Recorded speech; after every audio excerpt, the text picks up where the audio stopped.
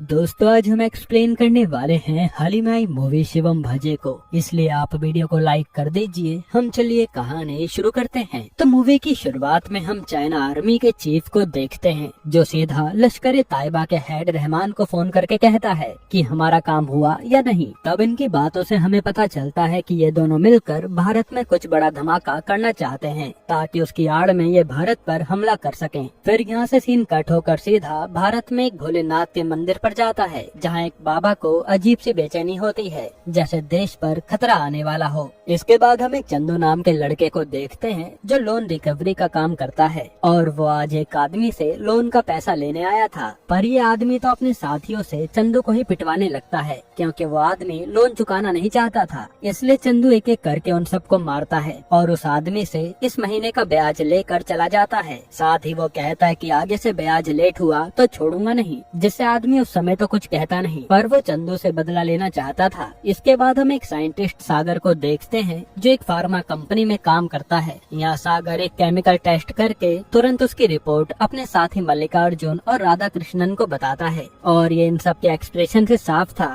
कि इसमें कुछ गड़बड़ हुई है। फिर हम इंडिया के इंटेल ऑफिस को देखते हैं जहाँ ये लोग डिस्कस कर रहे थे कि खबर आई है कि चाइना और लश्कर ताइबा मिलकर कुछ बड़ा प्लान कर रहे हैं, इसलिए ये लोग उसी पर नजर रखने लगते हैं। इधर आज चंदू जब अपने घर पर होता है तो हमें पता चलता है कि उसके परिवार में उसकी माँ और एक बहन है और चंदू के पिता बहुत पहले भगवान को प्यारे हो गए थे। फिर चंदू जब जॉब पर जाने वाला होता है तो उसकी माँ कहती है कि भगवान के सामने हाथ जोड़ ले, पर चंदू मना कर देता है। यहाँ से सीन पास्ट में जाता है जब चंदू के पापा जिंदा थे और वो एक पुलिस वाले थे। उन्होंने चंदू को एक रुद्राक्ष पहनाया था, ये कह करके भोलेनाथ हमेशा तुम्हारी रक्षा करेंगे। फिर एक दिन जब चंदू के पापा चंदू के लिए नई साइकिल लेकर घर जा रहे होते हैं तभी उन्होंने देखा कि दो चोर मंदिर से चोरी करके भाग रहे हैं, इसलिए उन्होंने उनका पीछा किया पर एक ट्रक के नीचे आकर उनकी जान चली गई। फिर जब चंदू को पता चला कि मंदिर की चोरी रोकने के चक्कर में उसके पापा की जान गई तो गुस्से में आकर उसने वो रुद्राक्ष निकाल दिया और भगवान को मानना छोड़ दिया। फिर सीन प्रेजेंट में आता है और चंदू अपनी माँ से कहता है कि मैं अब इन्हें कभी नहीं मानूंगा। इसके बाद चंदू आज एक और घर पैसा रिकवर करने आता है और उसके साथ उसका दोस्त रेड्डी भी आया था। यहाँ चंदू जैसे ही घर में घुसता है तो उसकी मुलाकात सीधा शेलू से होती है जिसने ब्याज नहीं भरा था। तब चंदू को शेलू पहली नजर में पसंद आ जाती है और वो बड़े प्यार से ब्याज की बात करके चला जाता है, जिससे शेलू भी हैरान थी कि रिकवरी वाले इतने आराम से बात कब से करने लगे। खैर फिर हम देखते हैं कि जो साइंटिस्ट सागर था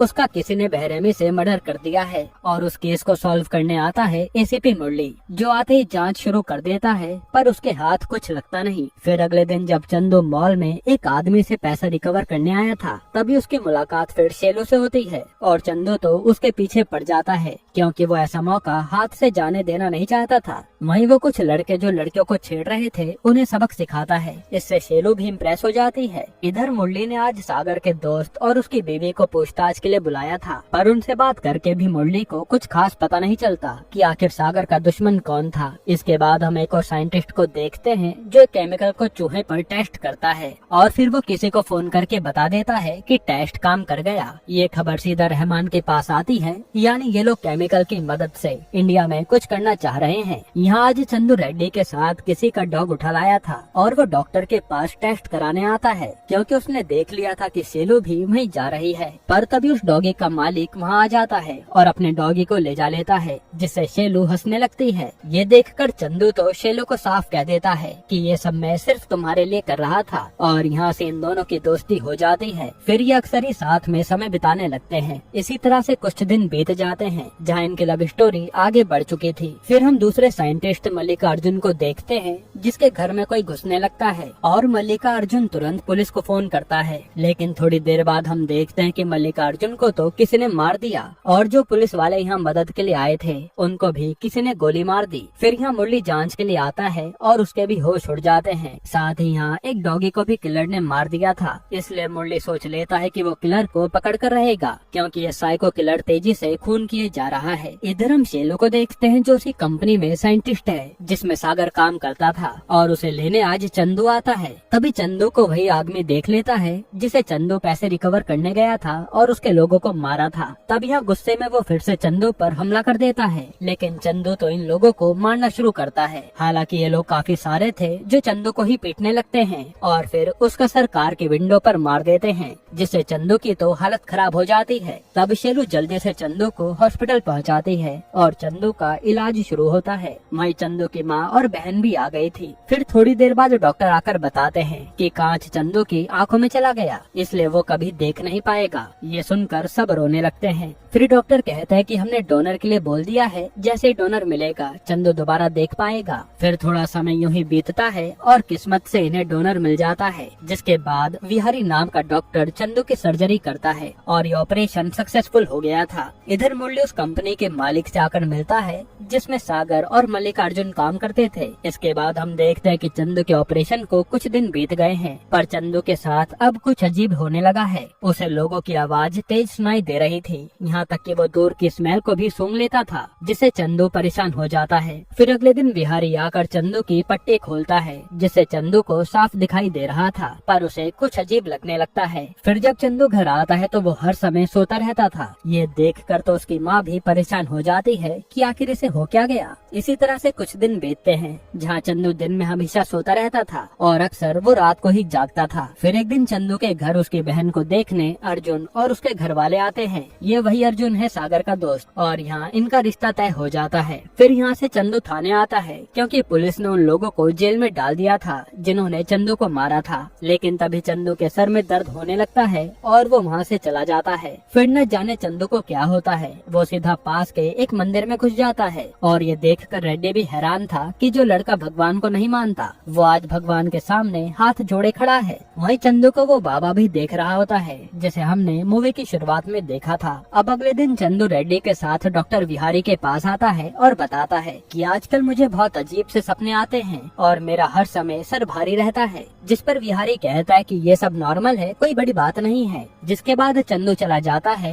और फिर वो शेलू के साथ घूमने आता है। लेकिन तभी चंदू को एक आदमी दिखता है जिसने ब्लैक जैकेट पहनी थी और उसके सर में एकदम से दर्द होने लगता है। ये होते ही चंदू दोबारा डॉक्टर विहारी के पास आता है और कहता है कि जरूर मेरी आंखों के साथ कुछ दिक्कत है। पर विहारी कहता है कि कोई बड़ी बात नहीं है, अगर यकीन नहीं हो रहा तो मेरे सीनियर डॉक्टर से ही पूछ लो। तब चंदू उस डॉक्टर से आकर मिलता है और अपनी सिचुएशन बताता है। तब वो डॉक्टर चंदू की आई टेस्ट करते हैं और ये देखकर उनके होश उड़ जाते हैं। फिर वो कई सारे डॉक्टर को बुलाते हैं, जिससे विहारी भी डर गया था। फिर वो डॉक्टर चंदू के और भी कई सारे टेस्ट करते हैं और इन्हें पता चलता है कि चंदू के किसी कुत्ते की आंखें लगा दी गई हैं। ये सुनकर तो विहारी के होश उड़ जाते हैं। फिर चंदू विहारी पर भड़कने लगता है कि तूने मेरे साथ ये क्या कर दिया, और वो इस हॉस्पिटल पर केस करने की बात कर रहा था। तब विहारी का सीनियर उसे समझाता है और बताता है कि ये हमारी मिस्टेक से हुआ है तो हम इसे ठीक कर देंगे। साथ ही वो कहता है कि ऐसा कई और लोगों के साथ किया जा चुका है, जहाँ डॉक्टर ने जानवर के बॉडी पार्ट को इंसान में लगाया था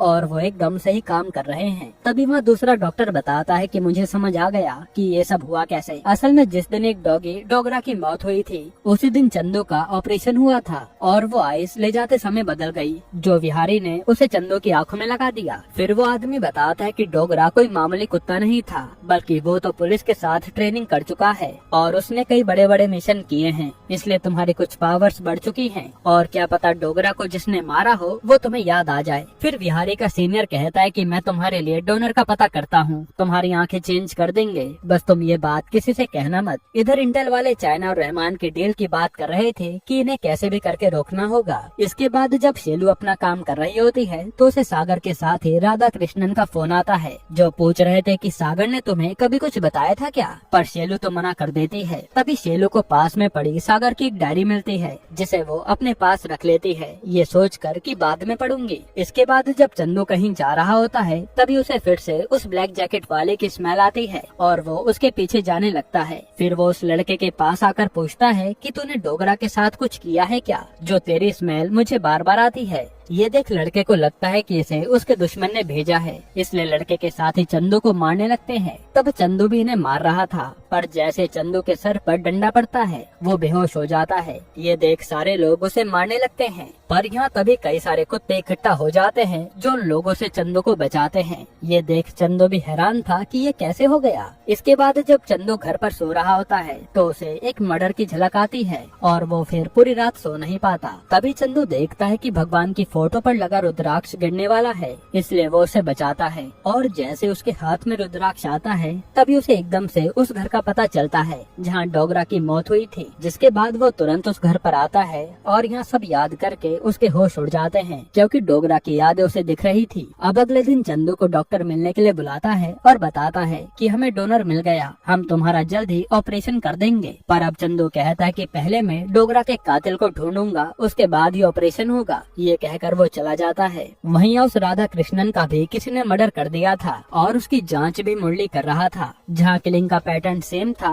पर किलर बड़ी प्लानिंग के साथ लोगों को मार रहा था। फिर यहाँ रहमान भी अपने लोगों से कह देता है कि अब हमारा प्लान एग्जीक्यूट करने का समय आ गया है, जिससे सब खुश हो जाते हैं। इधर चंदू को पता चलता है कि मुरली ही डोगरा का पार्टनर था, इसलिए वो मुरली से डोगरा की मौत के बारे में पूछने आता है। पर मुरली कहता है कि वो मेरी टीम में था, एक केस के सिलसिले में वो गया था, वहीं किलर ने उसे मार दिया। ये सुनकर चंदू चला आता है, हालांकि इस समय भी उसके सर में दर्द हो रहा था। इधर शेलू को पता चलता है कि राधा कृष्णन का भी मर्डर हो गया है और जो लोग सागर के साथ दे रहे थे उन सबकी जान को खतरा है। ये सुनकर तो शेलू तुरंत जाकर सागर की डायरी पढ़ने लगती है और उसमें उसे एक ऐसे केमिकल के बारे में पता चलता है जिसकी एक बूंद से ही कई सारे लोगों की जान जा सकती है। इधर चंदू को टीवी पर उस आदमी का इंटरव्यू दिखता है जिसमें शेलू काम करती है और इससे उसके सर में दर्द होने लगता है। तभी चंदू शेलू को फोन करता है उसका पता करने के लिए, लेकिन शेलू तो फोन नहीं उठाती। इससे चंदू को लगने लगता है कि कहीं उसकी जान खतरे में तो नहीं है, इसलिए वो शेलू को ढूंढने जाता है। तभी शेलू के पास वही बाबा आते हैं जो कहते हैं कि तुझे भगवान ने चुना है, इसलिए उसका ये कार्य पूरा कर देना। जिस पर चंदू को कुछ समझ नहीं आता और वो चल देता है। अब इसके बाद चंदू शेलू के घर आता है, पर शेलू वहाँ नहीं थी। तभी वहाँ शीशे में अपनी आंखें देखते ही चंदू को डोगरा कुछ विजुअल्स दिखाता है, जिससे चंदू भी हैरान था। जिसके बाद हम देखते हैं कि शेलू को कुछ लोग मारने वाले हैं,